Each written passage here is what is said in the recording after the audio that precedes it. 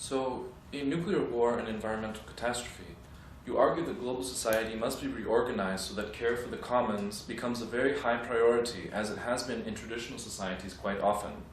You make similar conclusions in an essay from last summer, reflecting on the importance of the efforts to defend Gezi Park in Istanbul, which you frame as being part of a struggle in which we must all take part, with dedication and resolve if there is to be any hope for decent human survival in a world that has no borders. How do you see the possibility of thoroughgoing social transformation and the devolution of power taking place in the near future? Through the emergence and sustained replication of workers and community councils, as in the participatory economic model or PARECON, for example?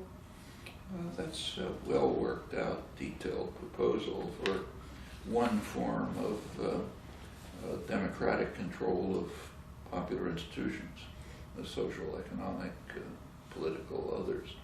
And it is particularly well worked out in extensive detail. Whether that's the right form or something other, I think it's a little early to tell. My own feeling is that a fair amount of experimentation has to be done to see how societies can and should function. I'm a little skeptical about the possibility of sketching it in detail in advance, but that certainly should be taken very seriously, along with other proposals. But something along those lines seems to me a prerequisite for, first of all, for reasonable,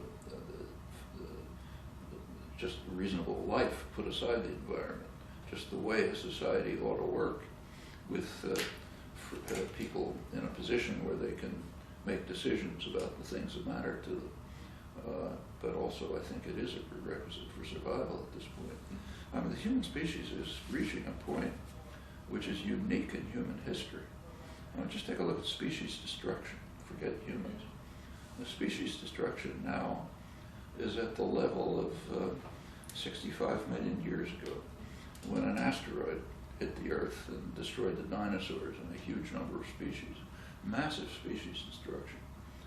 That's being replicated right now under humans or the asteroid.